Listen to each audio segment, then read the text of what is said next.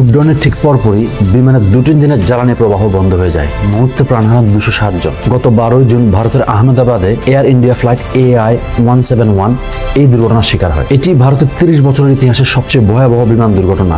সম্প্রতি ভারতের aircraft accident investigation bureau প্রাথমিক প্রতিবেদন প্রকাশ করে। প্রাথমিক তদন্ত রিপোর্টে জানা যায়, উড্ডয়নের ঠিক কয়েক সেকেন্ডের মধ্যে বিমানের দুটো ইঞ্জিনের ফুয়েল সুইচ বন্ধ অবস্থায় রাখা হয়, যার ফলে ইঞ্জিনের তাৎক্ষণিক জ্বালানি প্রবাহ বন্ধ হয়ে যায়। ককপিটের ভয়েস রেকর্ডের মধ্যে ধরা পড়ে পাইলটদের মধ্যে চাঞ্চল্যকর কথোপকথন। একজন পাইলট অন্যজনকে জিজ্ঞেস করছেন, ফুয়েল সুইচ কেন বন্ধ করলে? অন্য পাইলট উত্তর বলেন, আমি করিনি। এরপর পরে বিমানটি দ্রুত উচ্চতা হারায় এবং বিমানবন্দরের বাইরে একটি ঘনবসতিপূর্ণ এলাকায় বিধ্বস্ত হয়। প্রতিবেদনে আরো বলা হয়, ফুয়েল সুইচ পুনরায় চালু করা হয়, একটি ইঞ্জিন আংশিকভাবে চালুও হয়, কিন্তু বিমানের দ্রুত উচ্চতা হারানো রোধ করা সম্ভব হয় না। শেষ মুহূর্তে পাইলটদের মধ্যে একজন মেইডে মেইডে মেইডে বলে জরুরি বার্তা পাঠান। প্রাথমিক রিপোর্টের তদন্তে বোয়িং এর বিরুদ্ধে কোনো অভিযোগ আনা হয়নি, তবে তদন্ত এখনো চলছে।